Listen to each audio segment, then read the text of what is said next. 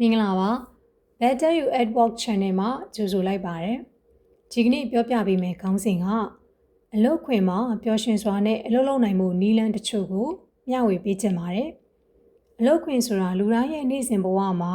အရေးကြီးဆုံးနေရာတစ်နေရာဖြစ်ပါတယ်တနေ့တာအချိန်အများစုကိုအလုပ်လုပ်ခြင်းနဲ့ဖြတ်သန်းနေရတာဖြစ်တဲ့အတွက်အလုပ်မှာပျော်ရွှင်မှုရှိခြင်းကကိုယ့်ရဲ့စိတ်ကျန်းမာရေးကိုယ့်ရဲ့အောင်မြင်မှုတွေအတွက်အရေးပါနိုင်ပါတယ်ပျော်ရွှင်စွာနဲ့အလုပ်လုပ်နိုင်ဖို့ဆိုတာအလုပ်ကိုသာမကပဲကိုယ်ပိုင်စိတ်ထားပြုမှုတွေနဲ့ပတ်ဝန်းကျင်ပေါ်ဘယ်လိုမြင်တတ်သလဲဆိုတာကိုလည်းမူကြည့်ပါတယ်။ဒါကြောင့်အလုပ်ခွင်မှာပျော်ရွှင်စွာနဲ့အလုပ်လုပ်နိုင်ဖို့နည်းလမ်းတချို့ကိုလေ့လာကြည့်အောင်။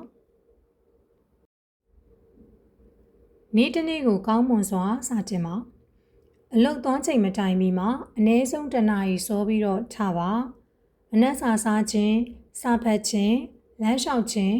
သို့မဟုတ်ဖျားဝိပြုခြင်းစတဲ့ကိုကြိုက်နေတဲ့ရာလှုပ်ရှားမှုတစ်ခုခုကိုပြုလုပ်ခြင်းဖြင့်နေ့တစ်နေ့ကိုအားရင်ပြည့်စွာနဲ့စတင်ပါ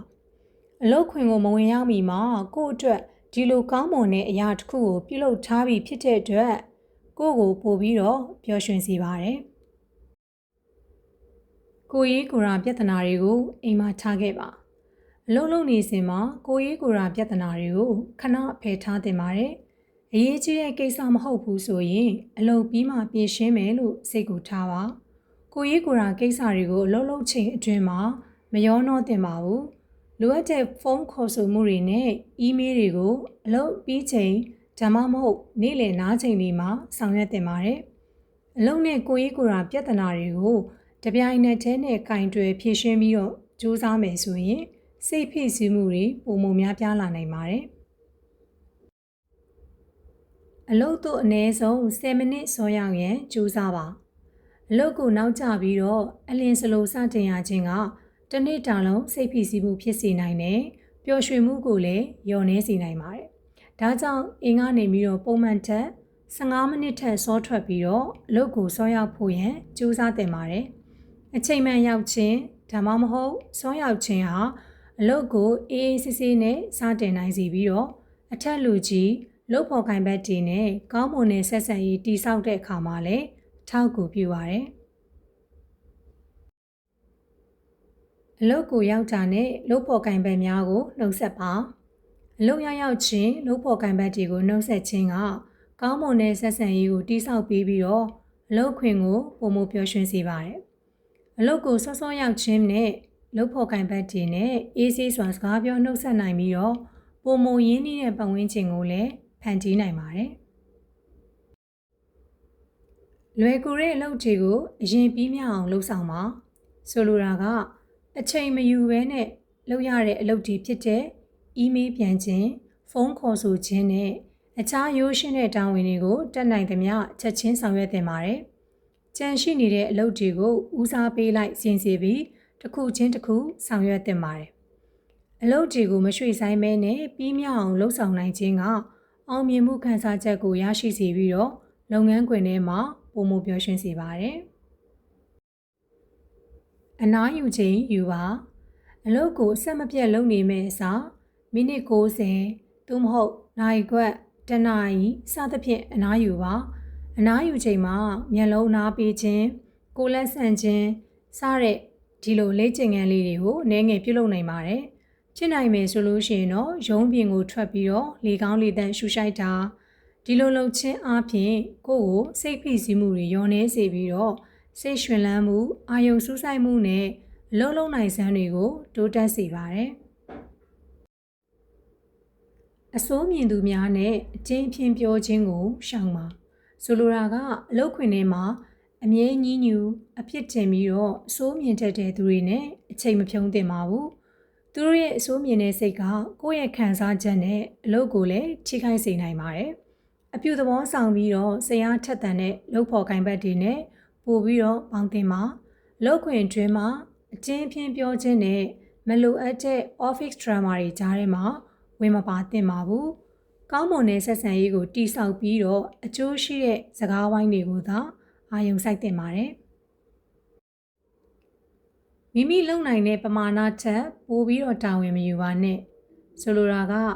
အလုပ်များလွန်းနေတဲ့အချိန်မှာကိုကအရာအလုံးကို ဟုတ်ကဲ့ဆိုပြီးတော့လက်ခံပြီးတော့ယူမထားသင့်ဘူးကိုယ့်ရဲ့တာဝန်တွေအားလုံးကကိုယ့်အတွက်လုံလောက်နေပြီလို့ဆိုရင်အထက်လူကြီးဓမ္မမဟုတ်ရင်လုပ်ဖို့ကင်ဘက်တွေကိုကိုကရိုးရိုးသားသားပွင့်ပွင့်လင်းလင်းနဲ့အသိပေးပါကိုလုံးနေရတဲ့အလုပ်တွေကိုအာယုံစူးစိုက်အောင်လုပ်ခြင်းကပို့ပြီးတော့စိတ်ဖိစီးမှုကိုလျော့နည်းစေပါတယ်လုပ်ဖို့ကင်ဘက်တွေကိုလည်းကိုကချက်ချင်းမကူညီနိုင်သေးဘူးဆိုရင်အခုချိန်မှာကိုကမအားသေးချောင်းရိုးရိုးသားသားနဲ့ပြောပြပြီးတော့နောင်ခွင့်ရေးရလို့ချိန်ရခဲ့တယ်ဆိုရင်ကူညီပေးပါမယ်ဆိုပြီးတော့ပြောတင်ပါတယ်မိမိလုပ်နေတဲ့အလုပ်နဲ့အဓိပ္ပာယ်ရဲ့တန်ဖိုးကိုရှာဖွေပါတဲ့ဆိုလိုတာကကိုလုပ်နေတဲ့အလုပ်ရဲ့အဓိပ္ပာယ်နဲ့ကိုအလုပ်ရဲ့တန်ဖိုးကိုနားလည်ဖို့ကအရေးကြီးပါတယ်မြည်သည့်အလုပ်မဆိုတခြားသူကိုကူညီပေးနိုင်ပြီးတော့အကျိုးပြုနိုင်တဲ့တန်ဖိုးတစ်ခုရှိပါတယ်ကိုလုပ်နေတဲ့အလုပ်ကဘာကြောင့်ရေးပါပြီးတော့အခြားသူတွေအတွက်ကိုလည်းဘယ်လိုအကျိုးပြုနေလဲဆိုတာကိုချိန်ယူပြီးတော့စဉ်းစားကြည့်သင့်ပါတယ်ဒီလိုအကောင်းမြင်ကကိုယ့်ရဲ့အလုပ်ပေါ်မှာလည်းပုံမကျေနပ်ပျော်ရွှင်စေပြီးတော့စိတ်အားတက်ကြွလာစေနိုင်ပါတယ်လစာကိုအလွန်ကျွံအာယုံမဆိုင်ပါနဲ့ဆိုလိုတာကလစာမမျှတဘူးလို့ခံစားရခြင်းဓမ္မမဟုတ်ရင်လစာတိုးတင်ပြီလို့ထင်ခြင်းကစိတ်မချမ်းမြေ့တရားဖြစ်နိုင်ပါတယ်ဒီလိုအတွေးတွေကကိုယ့်ရဲ့နေ့စဉ်အလုပ်မှာဒီခံစားချက်တွေကိုမလွှမ်းမိုးစေသင့်ဘူးနောက်ပြီးတော့မိမိရဲ့ဝင်ငွေနဲ့ကိုက်ညီတဲ့ဘတ်ဂျက်တစ်ခုကိုရေးဆွဲပြီးတော့စနစ်တကျနဲ့ငွေကြေးကိုစီမံခန့်ခွဲသင့်ပါတယ်အကယ်၍များကိုယ့်ရဲ့အရေးချင်းနဲ့မျှတတဲ့လစာမရဘူးလို့ယုံကြည်ထားပါတယ်ဆိုရင်ကိုကလစာပိုကောင်းတဲ့အလုပ်ကိုင်တွေကိုရှာဖွေခြင်းဒါမှမဟုတ်ရင်မိမိနဲ့ထိုက်တန်တယ်လို့ယုံကြည်ရဆိုရင်အထက်လူကြီးထံမှပုံမှန်လင်းလင်းနဲ့လစာတိုးတောင်းဆိုမှုတွေကိုပြုလုပ်နိုင်ပါတယ်ဒါပေမဲ့လစာအနည်းငယ်တိုးလာရုံနဲ့ပျော်ရွှင်မှုကရေရှည်မတည်တတ်နိုင်ကြောင်းကိုလည်းသိထားသင့်ပါတယ်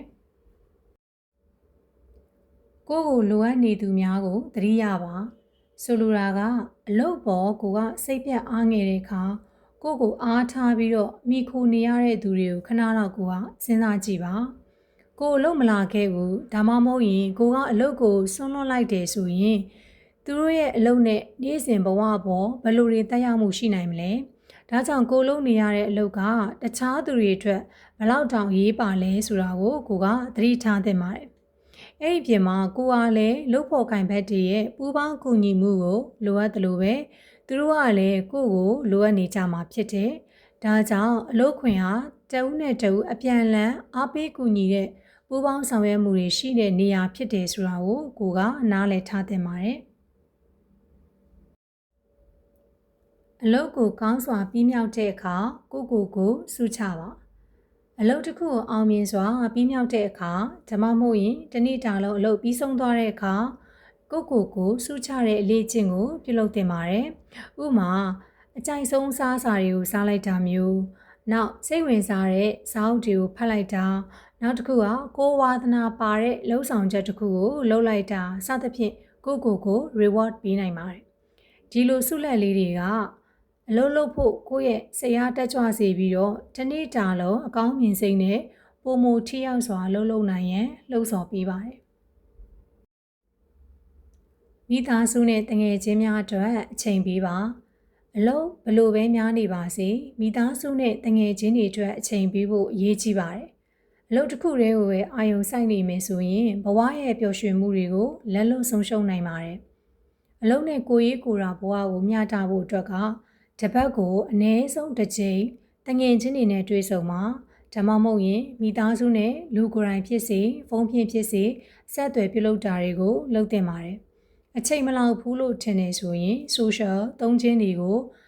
ရှောင်မှာအချိန်ဖြုံးတဲ့အလေးအကျင့်တွေကိုရှော့ချပြီးတော့ကိုချစ်ခင်ရတဲ့သူတွေနဲ့အချိန်ပေးပါဒီလိုပြုလုပ်ခြင်းအပြင်ဘဝကပို့ပြီးတော့အဓိပ္ပာယ်ရှိတဲ့ပြည့်စုံလာပြီးတော့အလုပ်ခွင်မှာလည်းပုံမပျော်ရွှင်လာစေပါတယ်အလုပ်မှာပျော်ရွှင်မှုရှိခြင်းကဘဝတစ်ခုလုံးပျော်ရွှင်မှုရရှိဖို့အခြေခံတစ်ခုဖြစ်ပါတယ်အလုပ်ကိုစိတ်ဝင်စားမှုနဲ့လှုပ်ဆောင်ခြင်းကိုတိုးတက်အောင်ကြိုးစားခြင်းအလုပ်နဲ့ကိုယ်ပိုင်ဘဝကိုမျှတအောင်ထိန်းသိမ်းခြင်းဆိုတာတွေကကိုယ့်အတွက်အရေးကြီးပါတယ်အလုပ်တစ်ခုတည်းကိုသာအာရုံစိုက်တာမျိုးမဟုတ်ဘဲနဲ့မိသားစုမိတ်ဆွေတွေနဲ့ချိန်ပေးပြီးတော့ ကိုနှစ်သက်ရာလှုပ်ဆောင်မှုတွေကိုပြုလုပ်ခြင်းဖြင့်ဘဝကိုမျှတစွာနဲ့နေထိုင်ပါအမြဲတမ်းအပြုသဘောထားနဲ့ရှေ့ဆက်ပြီးတော့ကြိုးစားပါခွန်အားဖြစ်ပါစေ။